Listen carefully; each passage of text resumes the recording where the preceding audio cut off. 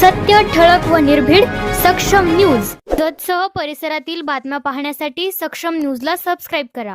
आमदार गोपीचंद पडळकरांचा जत शहराला देवभूमी ही उपाधी लावण्याचा जो बालिश हट्ट चाललेला आहे, त्या हट्टाच्या विरोधात सर्वपक्षीय मोर्चा त्यांच्या विरोधात आम्ही क्रांतीदिनी दिवशी काढला.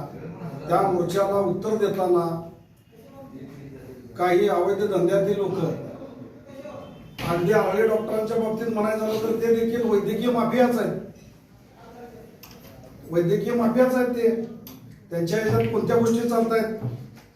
चॅरिटेबल ट्रस्टच्या नावावर त्यांनी काय धंदे केलेले आहेत?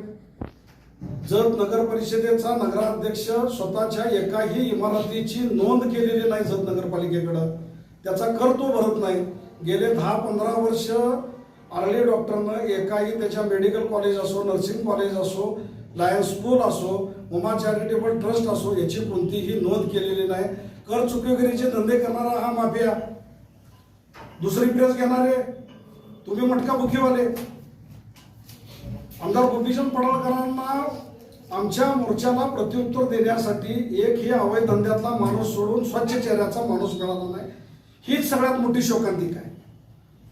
ज्या ऐतिहासिक जत शहराचं तुम्ही नाव बदलायची मागणी करत आहात, तुमच्या बगलबच्च्यांच्या अवैध धंद्यामुळे याला देवभूमी ही उपाधी निघून जाईल.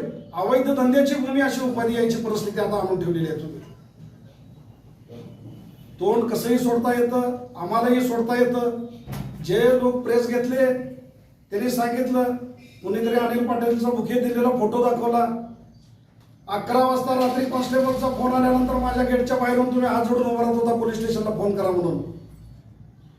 कुणीही सांगायची गरज नाही. 2 दिवसात तुम्ही प्रत्येक वेळेला नवीन सत्ताधारी आमदार बघायचा, जेवणाचे डबे द्यायचे आणि त्यांची जवळीक साधायची.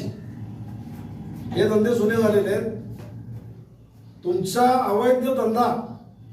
अवैध धंद्याच्या माध्यमातून येणारा पैसा आणि त्यातून येणारी ही मुजोरी आमदार पडळकर साहेबांनी देखील विचार करावा. ज्या लोकांना त्यांनी प्रेस घ्यायला लावलेले आहेत, एकही स्वच्छ चेहऱ्याचा माणूस मिळाला नाही. एकही स्वच्छ चेहऱ्याचा. एक काय तो खिलारी डॉक्टर, तेवढा डॉक्टर की व्यवसायातला स्वच्छ चेहऱ्याचा माणूस मिळाला. आतापर्यंत त्यांनी घेतलेल्या प्रेस मधले 3, 4, 5 चेहरे जे होते ते सगळे ज्याच्यावर गुन्हे दाखल आहेत. राजू आता आमचा मित्रच होता. मटक्याचे किती गुन्हे त्यांच्याकडे दाखल आहेत त्याचा रेकॉर्ड निघाला नाही आमच्याकडे. तुम्ही सांगताय. इथून पुढं जर तुम्ही तुमची पातळी सोडून आमच्या नेत्यांच्यावर जर टीका करत असाल तर त्याच भाषेत तुम्हाला प्रत्युत्तर दिलं जाईल आणि प्रत्येकाची अंडी पिल्ली काढली जाते.